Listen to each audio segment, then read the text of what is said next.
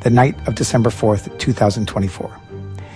The air in Midtown Manhattan was thick with the promise of winter.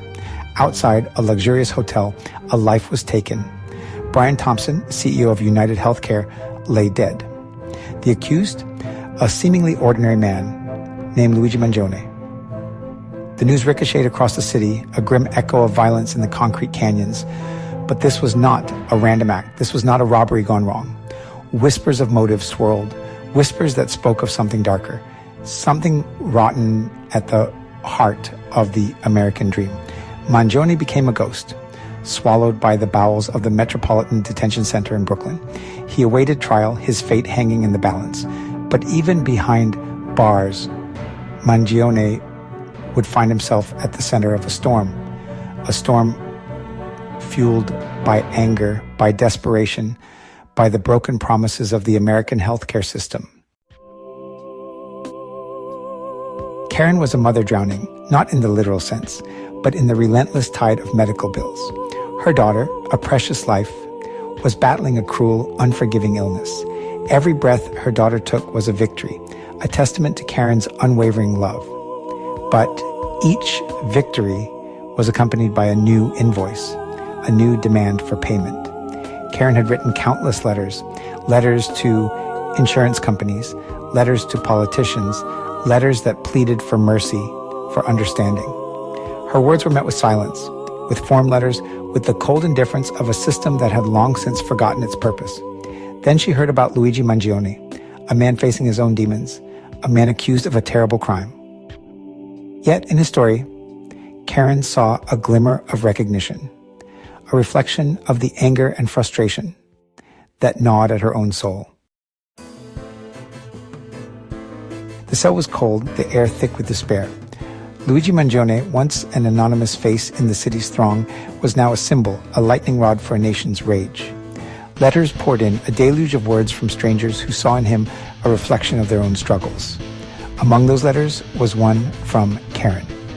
It spoke of her daughter's fight, of the crushing weight of medical debt, of a system that valued profit over people. Mangione read the letter, his heart heavy with empathy. He knew this story. He had lived this story. He picked up a pen, the scratch of ink on paper, a small act of defiance in the face of despair. He wrote back to Karen, his words a lifeline of understanding in a sea of indifference. He asked for a photo, a tangible connection to the struggle they both knew so well. News of Mangione's letter spread like wildfire. The media, hungry for a story that resonated with the public's simmering anger, seized upon it. Suddenly, Mangione wasn't just an accused murderer. He was a symbol of resistance, a folk hero for an age of medical despair. Donations flooded in for his legal defense. Ordinary people, their own experiences echoing Karen's story, dug deep into their pockets. They saw in Mangione's act of empathy a spark of humanity, a flicker of hope in a system that had grown cold and heartless. Mangione, once lost in the system's labyrinth, was now a beacon, his case a rallying cry for change. His trial loomed, but it was no longer just about one man's guilt or innocence. It was about holding a mirror up to a nation and asking, is this who we are? Karen had mentioned a mosaic in her letter, the warrior Jesus, housed in the Basilica of the National Shrine of the Immaculate Conception. It was a symbol of strength, of resilience, of unwavering faith in the face of adversity. For Karen, it represented her daughter's fight, her own unwavering belief that her daughter would overcome the odds stacked against her. Mangione, raised Catholic, knew the mosaic well. It was a powerful image, one that resonated deeply with his own situation.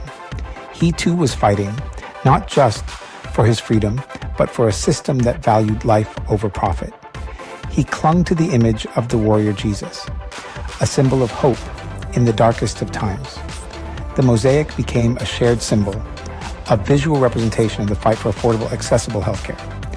It was a reminder that even in the face of overwhelming odds, even when confronted by a system that seemed rigged against them, there was still hope. There was still a fight worth fighting. The courtroom was packed. Hundreds of people, their faces etched with a mixture of anger and hope, had gathered for Mangione's pretrial hearing.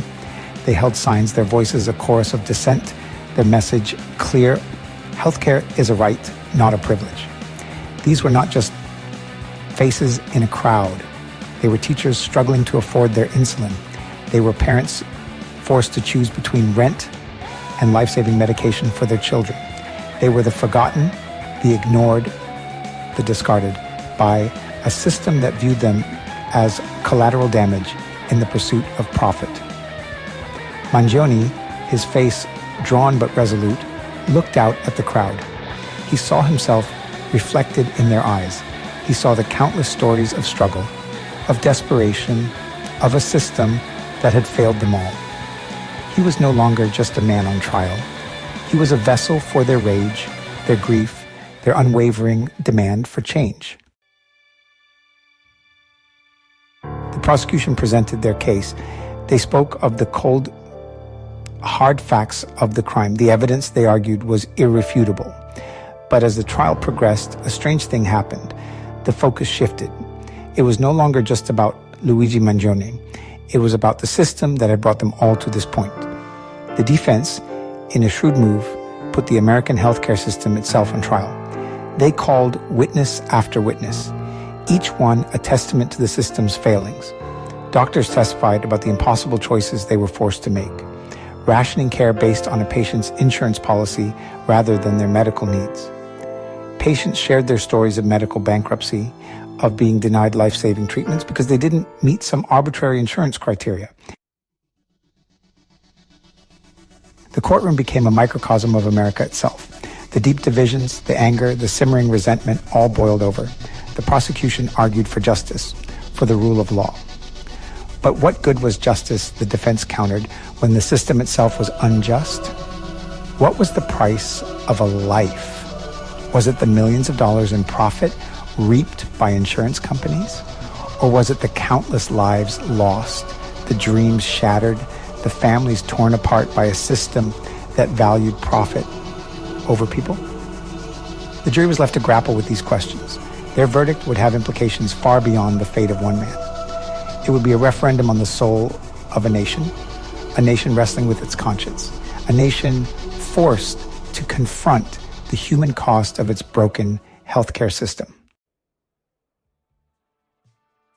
As of today, March 9th, 2025, the jury is still deliberating.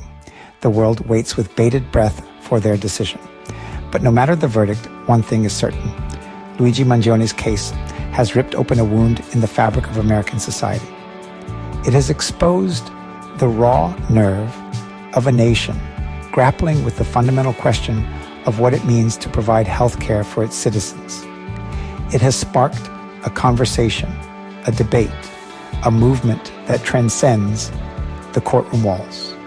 It is a conversation that is long overdue, a conversation that will continue long after the jury delivers its verdict. Because this is not just about Luigi Mangione. This is about all of us.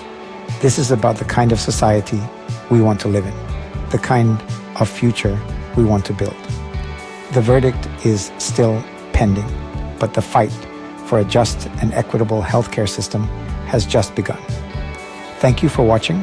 What's your thoughts on Luigi Mangione? Some see him as a murderer, while others see him as a hero.